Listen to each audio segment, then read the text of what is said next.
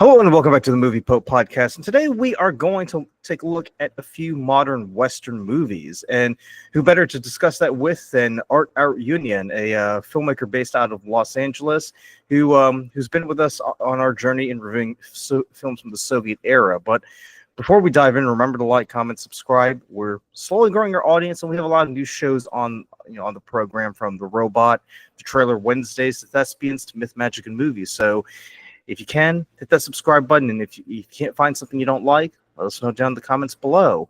But Art, how are you doing today? I'm great. Thanks for having me. Yeah, excellent. And I'm really excited because we did the Soviet film series, and in our discussion of those movies, we kind of learned to appreciate not only the artistic film tradition of that period, but also just taking a look at movies from your from your youth. And you mentioned that you are interested in modern westerns, which which kind of caught me off, by surprise, because I always thought you were more interested in, like, fashion oriented movies like Devil Wears Prada or House of Gucci or whatever. Right. Yeah. So what is it about the modern western that fascinates you? I think it's that character that kind of struggles with isolation and loneliness and kind of against the system and not misunderstood and unaccepted and don't know where to fit in. I think that's what I'm kind of gravitating towards. And also, as someone who wasn't raised on American cinema, who wasn't raised in the States, I still see a lot of exoticism in the Western settings. Right. The ranch, the fields, the horses, or farm life. It's Right. yeah, yeah. So, just to be clear, when we're talking about modern Western, we're talking about something that's very distinctive from the classic Western. Right. Movies like John Ford, with John Wayne, and that are set in like the late 19th century, right? Your Right. your interest and focus is more on, like, what would be contemporary Western, correct? Right. Yeah. Um, what were some of the movies that stood out to you, or that you watched, that you thought, wow, like this is really, really interesting, like I can totally get into this? I think HUD kind of took me by surprise, and I kind of saw that movie late. Um, I caught on to it late, but I was caught by surprise how it did on the surface look like a traditional Western. It takes place on a farm, and it's about the ranch, people on the ranch, and the struggles. But it felt so modern in its themes and what the characters are dealing with, and uh, for that period, it felt really ahead of its time. Yeah, and of course, Paul Newman's performance there is incredible. And it's interesting too, because modern Western is distinct from the classic Western, because having grown up here in the U.S., that was one of the things that I remember as a kid, was just watching cowboys and Indians just fighting each other. And I remember I remember just like begging my mom for a cowboy hat and a cat gun pistol to, like, walk around the neighborhood acting tough. Mm. And for me that was like the way to show that you were cool way back in the day, before superheroes became the big thing. Like, kids who were born in during that time period were raised on a diet of, like, of cowboy movies and TV shows, like, like I mentioned John Ford, but I mean, let's also not forget that came on TV quite a lot, like F Troop or Bonanza. And to your point, what's so interesting too was the fact that cowboys, those shows and TVs, they kind of exuded what it meant to be a man. Right. It was that traditional, the strong, quiet type who didn't need anybody. They knew how to get things done, and they were solitary, and that was all you needed. Did you did I mean, what was it about the cowboy imagery that kind of related to you, or that you thought that I kind of get where they're coming from, and I can see myself in them. Mm.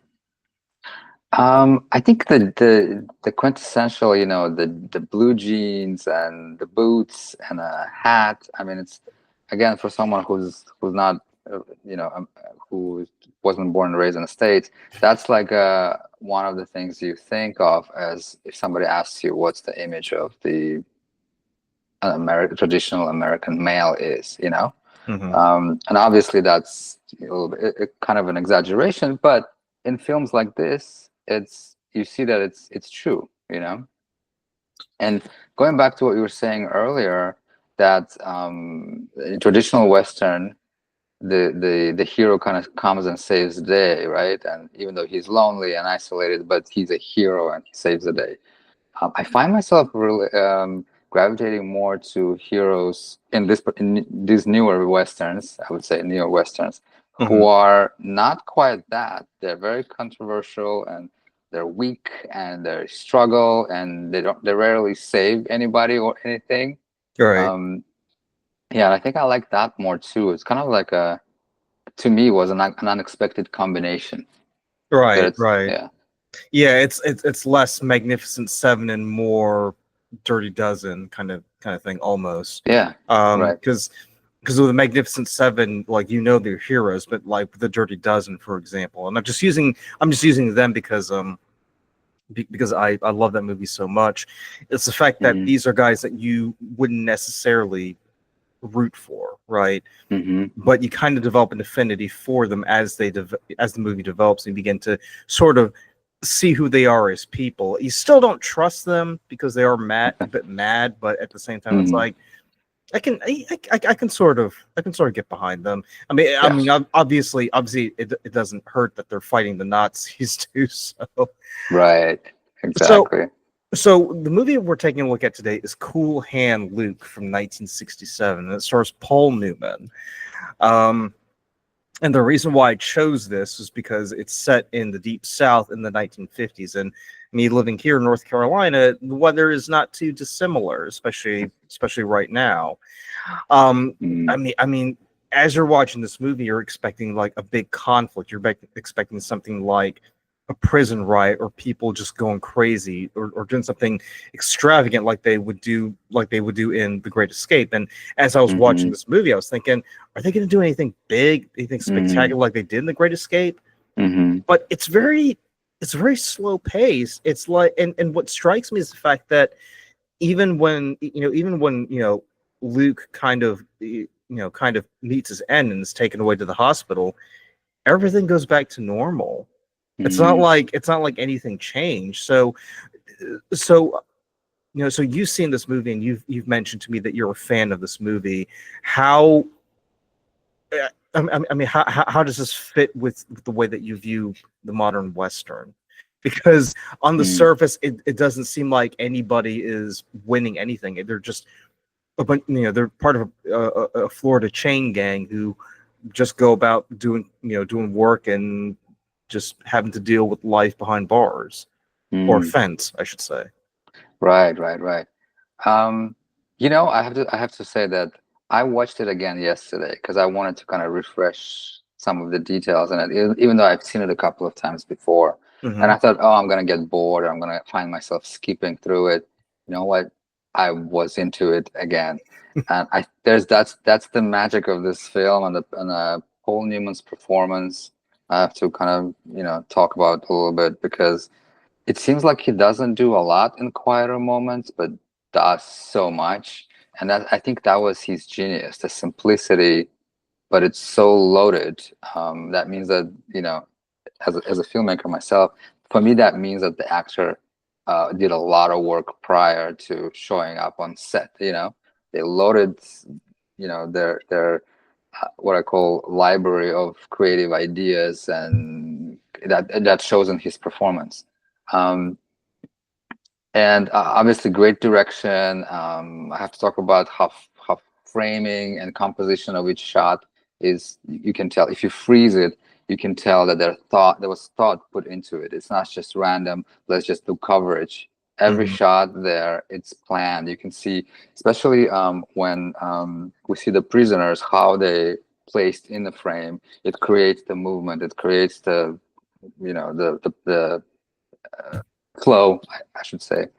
Now going back to your question about how I see it as a Western, I think it's again this guy, Paul Newman plays Lucas, I think that's his name officially. Yeah, Lucas Lucas, Jackson. Yeah. right. He kind of gradually, not in a big way, like you were saying, nothing big really happens. Not in a big way, but he stands up to the system. He stands up to the guards and the captain, who become increasingly abusive. So I think that's one of the elements why I consider this a Western. And another thing, setting, again, I'm going back to setting, it's Deep South, it's bare, the bare fields, the empty roads and dilapidated housing. I think for me personally, those are also elements of a Western in this particular case. And yeah, nothing. You're right. I cannot help but compare this to The Great Escape. So that was a great point.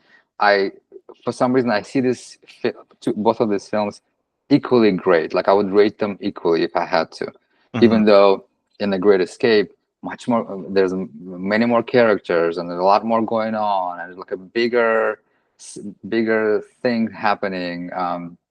Undercurrent, there's Nazis and all these officers are trying to break through, and there's like a big huge plan. There's a lot of planning. Here none of that occurs. It's very simple.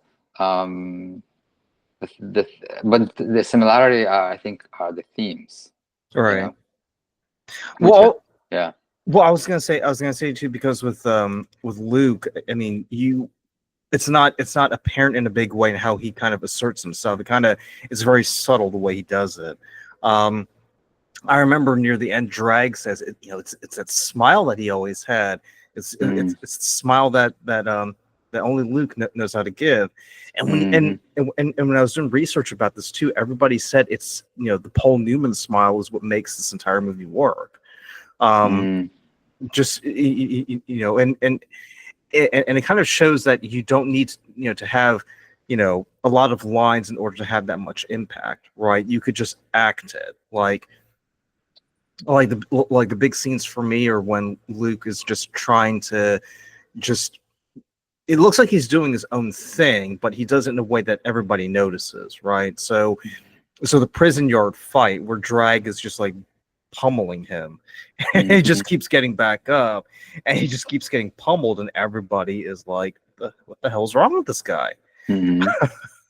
But you notice in some of the shots when they're cutting to the guards, they're noticing this. They're actually standing up and taking a look at all of that too. I would also say too that the big scene for me, and this might be a bit juvenile, is the egg eating scene where he's eating the 50 eggs, and I'm just imagining him just like eating it coolly, but no, like he's very like he looks like he's about to be sick in a few instances, but he just presses on because just like the traditional cowboy, he is the strong silent type of character, right? And he's got this wit about him too. Like it's very dry, it's very sardonic. And I was gonna say it's as dry as the weather around him too. Right. If you think about it, so it's like Luke kind of embodies where he's at. He's very dry. He's very sardonic. He's a man of very few words. So he very much fits in that traditional cowboy mold. But at the same time, he's someone who's not part of the system. He's bucking against the system, which is the theme of the movie. Yeah. So as a filmmaker, how do you feel about the way that Paul Newman portrays Luke Jackson? Do you feel like that was adequate or appropriate, or do you feel like any other actor could have stepped into the role and maybe given us something better? Because something that struck me, apart from the fact that we see George Kennedy in there, anybody who is a fan of The Naked Gun will no doubt know who George Kennedy is. But I was surprised to see that there are actually a lot of big names in there. One that stands out is Dennis Hopper, and I was just thinking, I was just thinking, God, like, what if Dennis Hopper had been cast in the lead role? What if Robert Redford had been cast in the Right. lead? Like, how would that have played out? Would they have been able to carry it with the same, strong and silent dignity that Paul Newman does it Mm. in his portrayal? That's a great question. Yeah.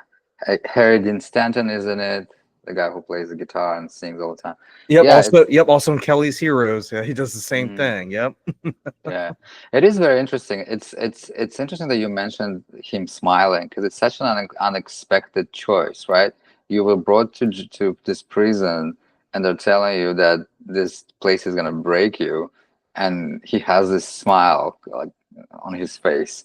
And something that's why when people say that acting and the style of acting is very subjective, I believe it, and I agree with that. Because some people might find it unsettling that he's smiling at that moment. But I think again, going back to Paul Newman and what he brings to his films and to his roles, and the choices he makes, it's unexpected, it's simple, and it works. I mean, it works. And again, like I said, I watched it for what, third, fourth time yesterday, and Mhm. I wasn't bothered by it at all. I was actually kind of getting into it. I got into it. I got into that he is not sulking type, you know? He wasn't sulking. He wasn't feeling sorry for himself until obviously later in the movie when he's broken down and they basically break him. Um, and I think that's the choice. That's the choice that Paul Newman, probably a director, I'm not sure, made. You know? Well, I mean, it's also interesting because you mentioned the fact that some people find that smile unsettling. Yeah. I think it's kind of interesting because the way that he smiles kind of it's his first act of defiance if you think about it, Hmm. because before all the other guys, they're kind of just there. They had like this look about them, like, let's just get on with it and try not to put your head over the parapet or anything like Hmm. that. But Yeah. he just smiles, and it's like, well, that's new, that's weird. Why are you doing that? Well, Hmm. I Yeah.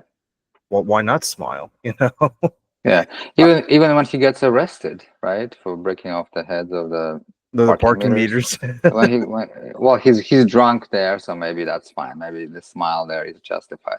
But yeah, there's a lot of him smiling, and you're like, why are you smiling? You're in jail for 2 years for some stupid stuff you've done. Right. But yeah, but it works. It works. I kind of what I really find interesting too, because as I mentioned before, the traditional cowboy cowboy movies, the hero is always wearing the cowboy hat and the gun, and they kind of exude their strength by having a firearm. We don't see that really in this movie. The hero isn't armed or anything. He's just Hmm. a guy in the system. It's the prison guards who are the villains of the movie here, especially Godfrey, the man with no eyes. You know, Mm. he's dressed like a traditional cowboy, and yet Mm. everybody knows this is the guy you need to watch out for because he'll break you. What are your thoughts on that about Godfrey and the prison guards? Yeah, it's like a man without face, right? And I think they call him the man without eyes or something Yeah, like yeah, that. he's called the man without eyes. Yeah. Yeah, yeah, yeah. It's kind of like that faceless. This for me, it's a symbolism, right? It's like that faceless, soulless system, kind of that treats this criminals. Some of them are more harsher criminals than others. Mhm. Treat them like they're nobody, and everything's reflected in his, which I think is a great shot too. Yeah, exactly, Where exactly. everything is reflected in his aviator sunglasses. Yeah, It but kind of makes you wonder how they did it too. In the mm, '60s. right, right, right, right, right. That's a great shot, and that shot works in today's movies as well. Mm. I catch it here and there. Yeah, it's symbolism. I think that's the great choice that the director made or cinematographer um, they made. Yeah, I really like that. I mean, what's also interesting too is that Godfrey, I would say he's the perfect foil to Luke because they're both like the silent type. They don't say much in either, Mm-hmm. in the movie. But that scene where they where Luke catches the snake and Right. Yeah. Godfrey like shoots its head off. He's like, "Hey, Right. I got you walking stick." That kind of Mm-hmm. like that's kind of the moment where the two kind of begin to develop that rivalry with each other. Um, so I want to so you mentioned something earlier, and it's something I want to discuss in detail. You mentioned that that the way that the movie is shot is really impressive. Mm-hmm. I think it's kind of funny that the movie was actually shot in the San Joaquin Valley and not actually in Florida, Mm-hmm. but the way that but the way that they shoot the movie, it's very stark. It's very Yeah. sparse. And I was gonna say too, there aren't that many. It's very blue and brown and red, right? Yeah. Yeah. It's not. I mean, there's nothing inviting about it. It's kind of there to show you that this is a place that's not very friendly, very hospitable, right? Right. The blue uniforms, like prison uniforms against the bleak background. Hmm. Absolutely, yeah, yeah. But yeah, absolutely. And I think that's the right choice for this particular film. It's very immersive. You feel like you're one of these guys.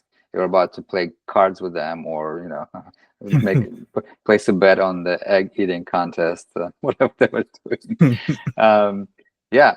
I Again, I have to say the framing and composition in this film is beautiful. It's thought out, and you can sense some symbolism. After he finishes eating all those 50 eggs, he lies on a wooden table, and when they pull back, he almost looks like Jesus Christ on the cross, Yes, right? exactly, exactly. So I think maybe that's the moment where he kind of takes on that figure willingly or unwillingly. Like he becomes kind of like this, just proves to everyone, whether he wanted to or not, I'm not sure, but he proves to everyone that he's superior to all of them because he just ate 50 eggs. And maybe that's what drew them to finish that scene on that image of him looking like he's crucified and smiling at the same time. Yeah, yeah. Yeah. Also too because I'm really impressed by the fact that um that you're dealing with a scenery that doesn't feel like it doesn't feel like it's lived in, right? Mm, Because throughout the movie they don't encounter that many people. Like right. they'll see Lucille in that one I scene, love that movie. Love which that was really scene. weird. It's like because she's washing the car and then she like squeezes the sponge on her. Everyone's like, yeah, like she's just doing that on purpose, you know. Okay. She was totally doing it on purpose. Yeah, and then the next one is when really the next one is when Luke is making his escape and he comes across that black family, right? Yeah. But apart from that you kind of get the sense there's really nobody there. They're isolated, Right. you Right. know. They're far from civilization, far from towns. Absolutely, yeah. And nobody lives there except some poor folks, yeah, absolutely.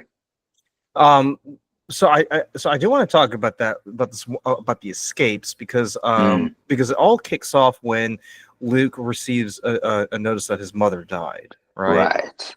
Right. Um, which is really really heartbreaking. But what is appalling is when the boss of the camp basically says, "Well, I can understand where you're coming from, and I sympathize with you, but I got to put you in the box." Hmm. Right. And I'm just like that's the equivalent of kicking a man when he's down. Like Mm, that's just awful. And you come to and maybe that's the direction that Stuart Rosenberg wanted to go in, but I kind of felt like at that point, you're just showing that the system is very harsh and very, you know, unkind, and they just don't care. They just yeah. want to keep you there. They don't understand what your circumstances are. So Luke begins to plan his escape. Um, I mean, did you appreciate the fact that it was just very simplistic? It wasn't as drawn out as what we would see in movies like The Great Escape. Yeah, yeah, I think that's what's unique about this particular prison drama, and there are a handful that are really good ones, and this definitely stands out among a couple for me for sure. I want to go back to what you were saying that when the captain made a decision to lock him in the box when he found out that his mother died, and Yeah. in a smart way they showed us that the captain and the prisoners, they're not idiots. They've Hmm. been dealing with criminals and people like Luke and worse for years, so they know what's going to happen. How could he foresee that because his mother died, he's going to plan an escape? He knew, right? So knowing this human psychology, knowing the psychology of people like Luke, that kind of character. So I want to give credit for them not making the captain just this one kind of like a one note, just play by the rules, cruel, but very smart as well, right? Knowing the psychology of these people. It is cruel, and after all of that, he still escaped. He still planned his Yeah. escape. And I like how simple they kept it. He just ran. know, he just cut the hole in a wall and sorry, in a floor, and Yeah, the floor. Yeah. yeah, and ran basically. And then I love the sequences where he's running and jumping the fence and jumping the barbed wire and swimming in the canals or rivers wherever they were, and kind of like fooling the dogs that following him with the masking his smell. Very simple, very efficient, and I like it. Well, what was That's funny how you because do it. well, I was gonna say because there's one scene where you see the shot of the fence and he's running Yeah. in one direction, but then the next shot he's running back in the other direction, leaping over it, right? Right. And they try to show just how complicated it is with him jumping fences and swimming across rivers, and then he Yeah. just gets caught like that quickly. Right. Right. I really appreciated that. Yeah. Yeah. The guards were not stupid. It's not the first. It's not their first rodeo.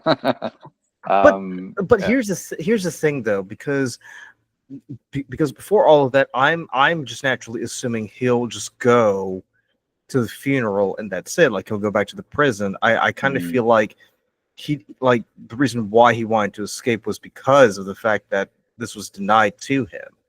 mm. Now I don't know if that's correct, but did you kind of get the same feeling, or did you feel like he was always going to escape no matter what? I think you know that he's gonna attempt it when you start watching the film, right? Yeah. Because right away he's not like the others. Um, I couldn't help but think, why couldn't he apply all this wheat and all this resourcefulness to something positive? Yeah. Something better than cutting off the heads of the parking Well, he meters. was plastered, so Right.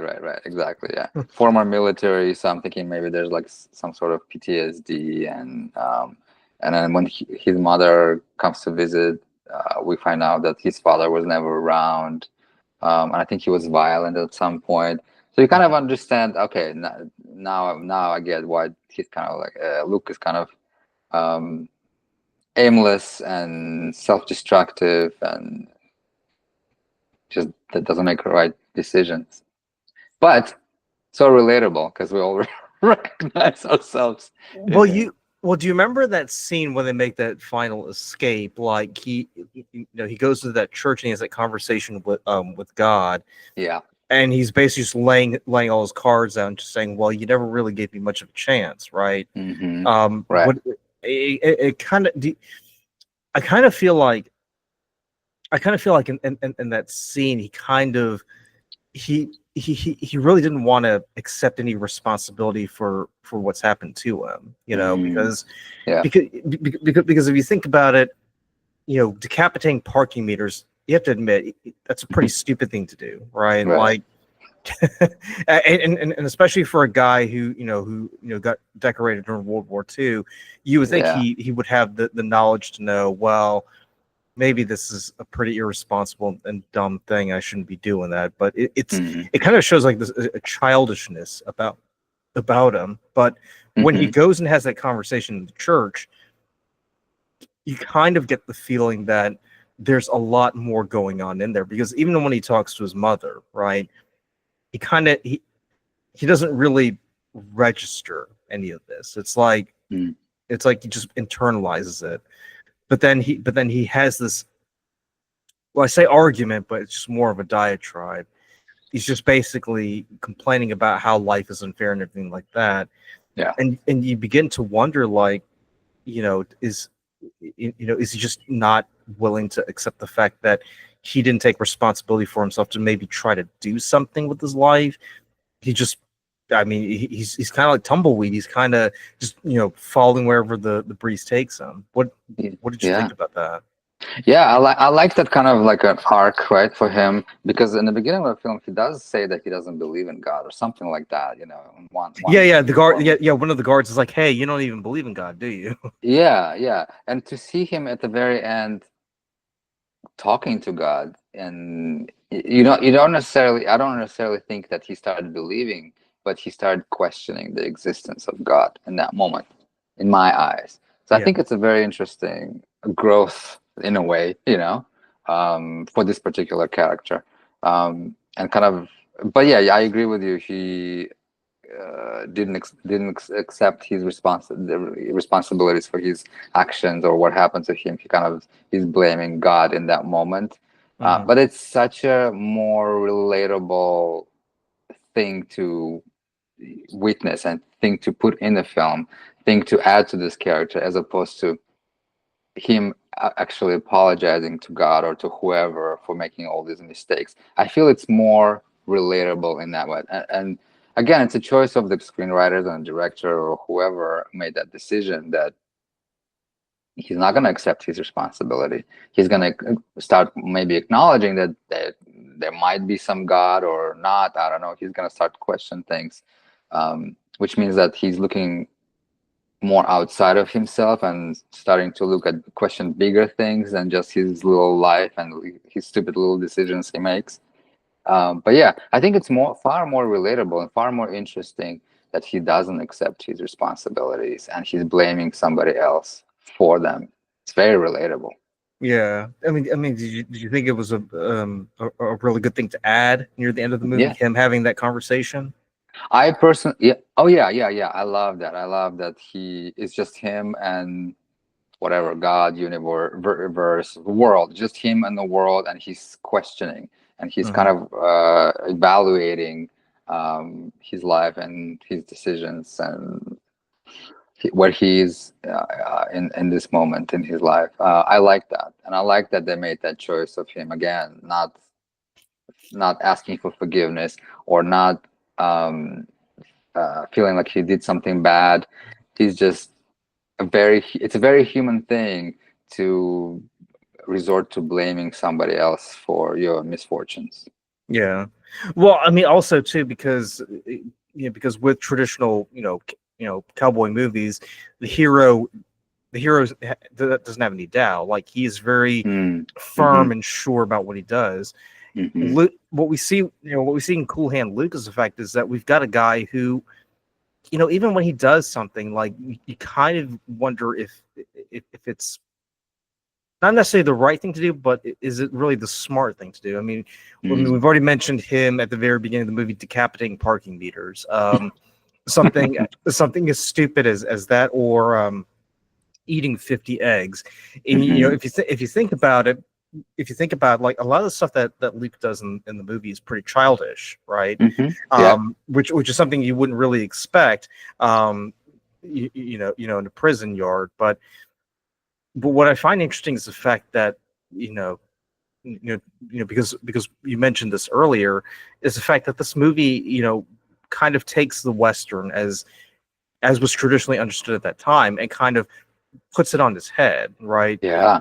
Yeah. So the traditional cowboy hero is no longer strong, quiet, assertive, and certain of things. Hmm. Now he's doubting himself. Now he's questioning things. Now he is unsure as to whether he should take responsibility for his actions. He's not even sure if he even believes in half the stuff that he does, but he does it because everybody eggs him on. Um, Hmm.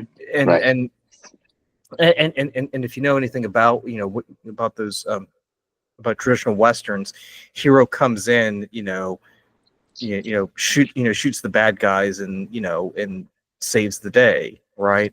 Right. Lucas Jackson really doesn't save anybody. He doesn't save anything, really. Right. Kind of, at at the end of the day.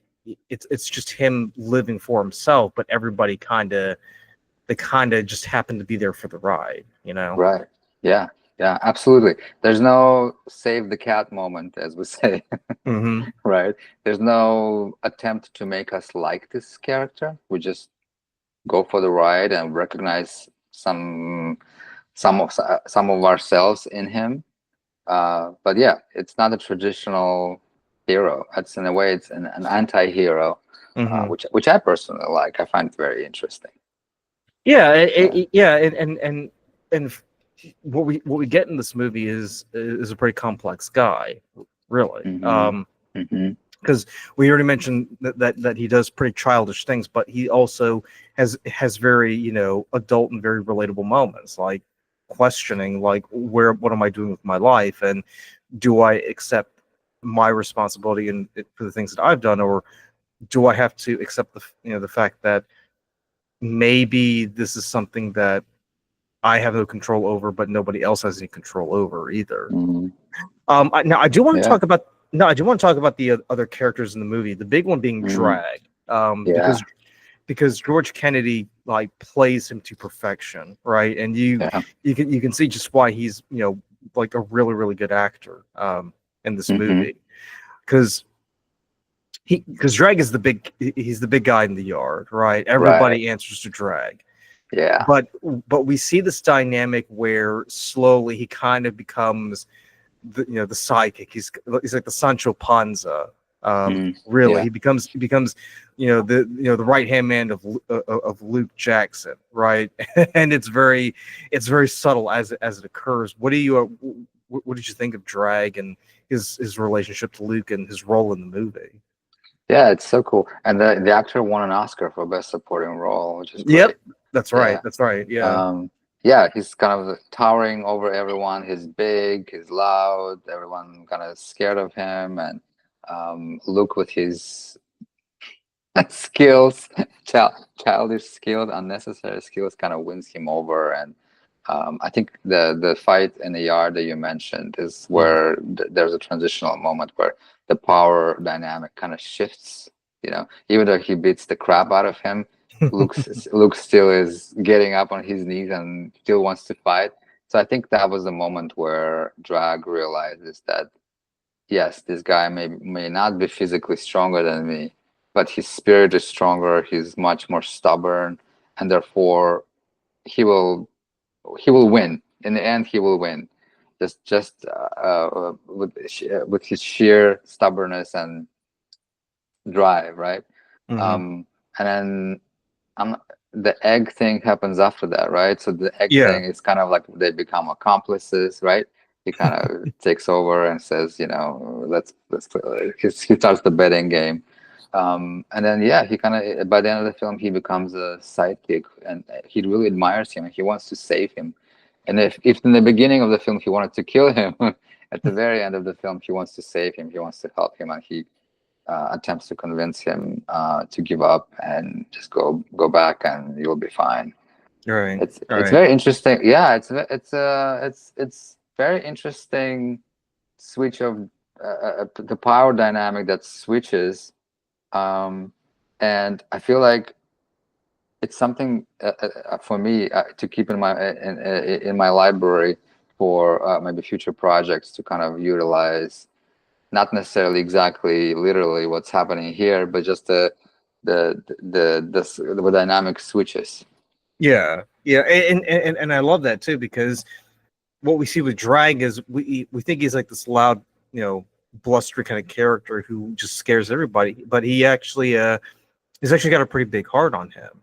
Like And he's reasonable. He's very yeah, reasonable too. and if you think and as the movie progresses, he becomes very protective of Luke as well. hmm hmm So so that's what I love about the fact is that Drag isn't just like everybody else in the movie. He's not this one-dimensional character. Yeah.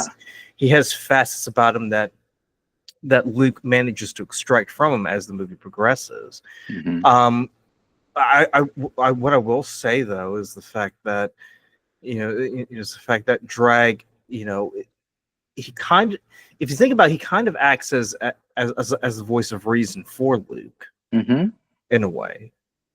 because And how especially how yeah, and how surprising is that, right? He goes yeah. from the enemy to voice of reason, and then as an ally, and yeah, it's interesting. It's a very interesting choice. Well, also too, because at the end of the movie, he's telling these stories. It's almost like it's kind of like what you see in Christianity, where where all these people are telling stories about Jesus just to keep his memory alive. Right, right. Drag is doing the same thing. Like everybody's Yeah. listening, and he's telling the story about what happened to Luke. And they all just go back and they just try to keep his memory alive and remember all the good Hmm. times. Right, right, right. Even as they go back to the same mundane life that they've always known in that prison camp. Yeah, right. It almost feels like drag now prides himself in having experienced that time with Luke, someone who was special, who kind of came in and disrupted their world for a while. It, I was gonna say, Like have an you ever seen? honor. I was gonna say, have you ever seen that movie Good Morning Vietnam? Oh, it's been a while. It kind what happens in the end kind of reminds me of what happened at the end of Good Morning Vietnam, Mm. where Robin Williams' character, he gets fired from his radio job, but everybody Hmm. else on the radio station kind of keeps up the momentum of what he did in that Mm. movie. Yeah, That's what yeah. that's what it reminded me of.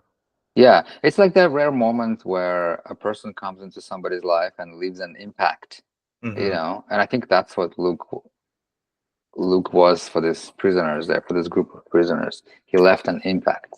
Right, right, and it's not like he did anything profound, like preach something Right. or do something that kind of made people, you know, defy the system. But it's just those little things that people just remember, and it's that smile again. Like Drag just talks about that smile, like Mm-hmm. it's so hypnotic and yet so memorable.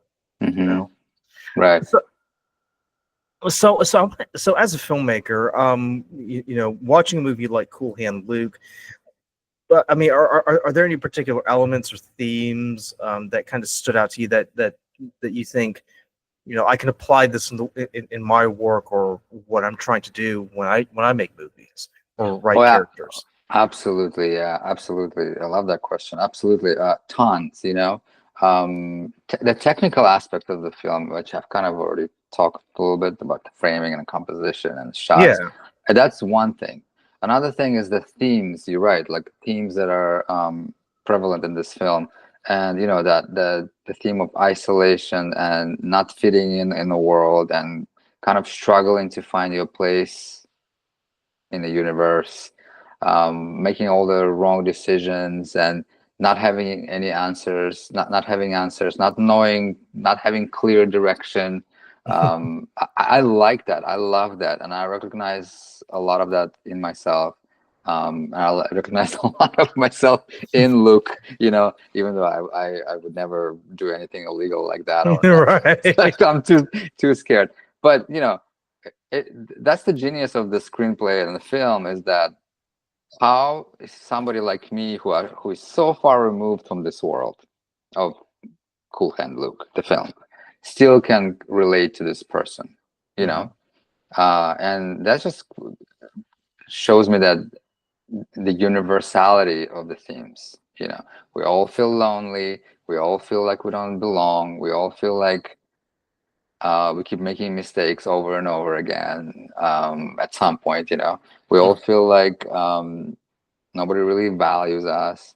Um, we all feel like we want to be loved and accepted. Maybe he did those things to be accepted. I don't know. It's not clear cut here in this film, but absolutely another anti-hero element where the hero of the film is not really achieving anything great. He's not really saving anyone. He's not really improving the world, right? Mhm. He's not really improving even a life of a single person. He hasn't helped anyone in this film, really.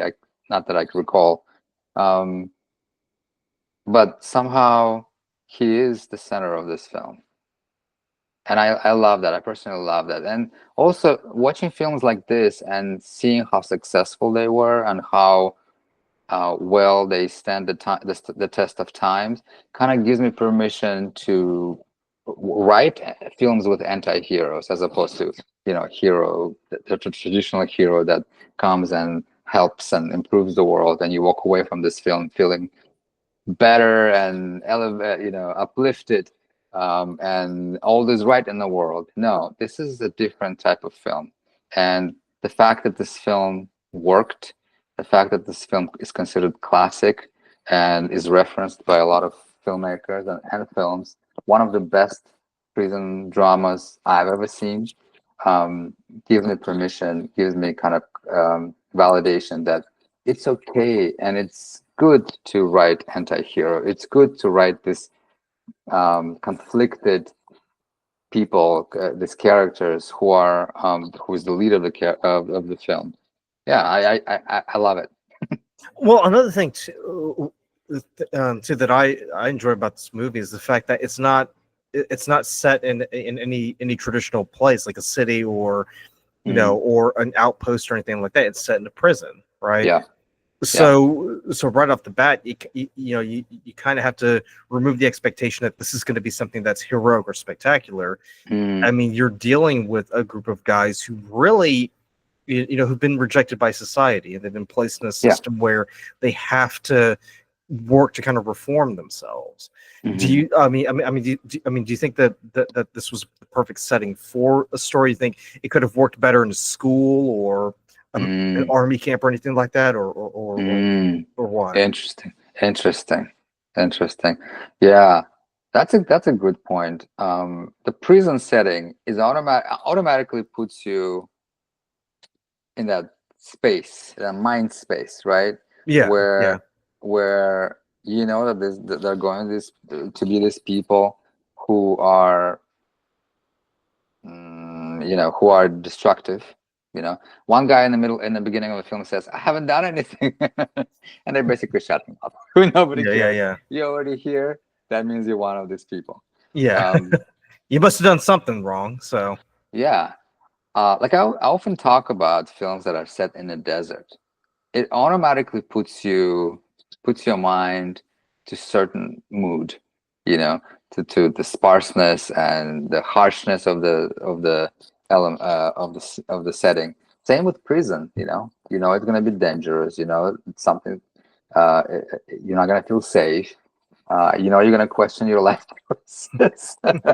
You're gonna question, what if I was in this position? How would I behave? What would I, what if I was in Luke's position? Would I be doing what he was doing, or would I be just quietly sitting in a corner waiting for these 2 years to go by? Like that's what good films do to me, where I yeah. start questioning, what would I do if I were in that position? I mean, That's a bit. it's fun because I was thinking the same thing. I was like, if he just kept his head down, he'll be out Yeah. in 2 years. Probably sooner, but for good behavior or whatever, you never know. Well, I mean, also keep in mind too, because the movie is set in Florida, Right. which you would never think is, would be a setting for a modern Western, because even because even a place like West Virginia or Virginia or Tennessee would make far more Mhm. sense than Florida. So I think by making that choice, it's like, oh, okay, so they're really bucking the trend here. They want to give us a story that is set in a place that we really wouldn't expect it to be set in, with people you really wouldn't expect to be in a movie like this, and yet everything works. Like Yeah. it's just phenomenal. Yeah. I agree. Phenomenal is the word for sure. Yeah. So let me ask you this, because as I was watching the movie, I was just thinking to myself, like, if there was one aspect of this movie that I really didn't care for, it would probably be the fact that they just focus so much time of these guys just out just doing work in the community, right? They're just out. I mean, we're just getting shots of like these guys just thrashing about, and I feel like occasionally they kind of overdo it with some of the shots. Maybe they could have, if they had to have it, maybe just keep it a little bit shorter than that. But again, that could just be my modern film sensibilities. I mean, is there an element of the movie or theme or character that you felt maybe it would be good if they either excised it, or if they kind of kept it short? They kind of we didn't need to see too much of it. Mm.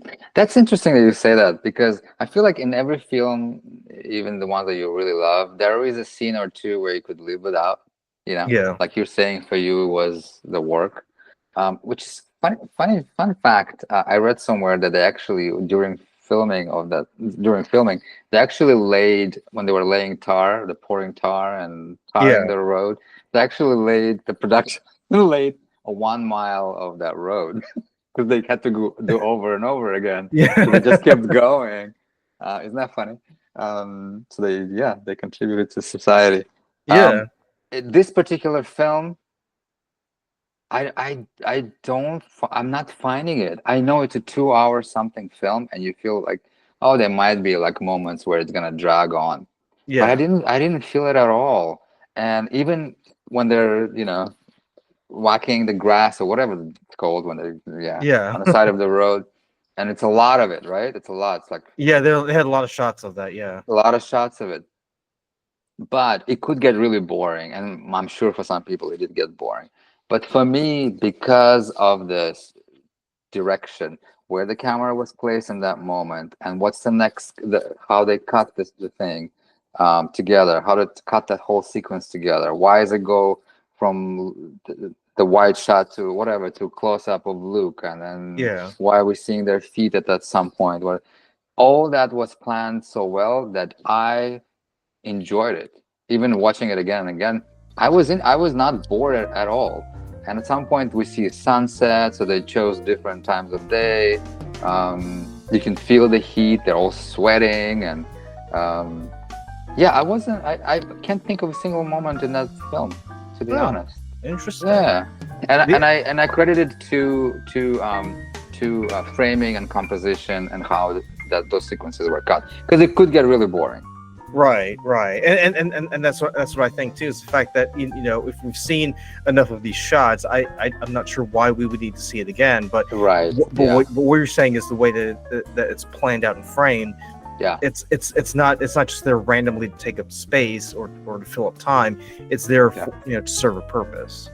Yeah, and it also and it also serves a purpose to portray the routine, right? Mhm. They weren't there just for 5 minutes; they were there whole day, so they had to show it longer. If they showed it for just once, it might not seep into our mind and our memory. But if in 2 years somebody mentions Cool Hand Luke, the film, I'll think about those scenes. Oh, there were scenes where they were on the side of the road, working and sweating and in chains, and there were people watching them. The guards are watching them. So I think, yeah, it's twofold. Great technical aspect of the filmmaking, and also to make us believe that they were there all for days. Yeah, yeah. Well, Cool Hand Luke is just one of those classic movies that I wish more and more people will kind of just watch and learn to appreciate, because it's just rich in imagery and symbolism, and anybody who is studying filmmaking, I think they can definitely learn a few things here and there, which we don't really see that much that much in filmmaking anymore. But I just want to thank everybody for taking the time to listen to us talk about Cool Hand Luke. Let us know down in the comments below. Are you a fan of this movie? What's your favorite Paul Newman film? And if you have any traditional or neo-Western movies or TV shows that you like, let us know down in the comments below. And as always, thanks for tuning in. We'll catch you in the next one.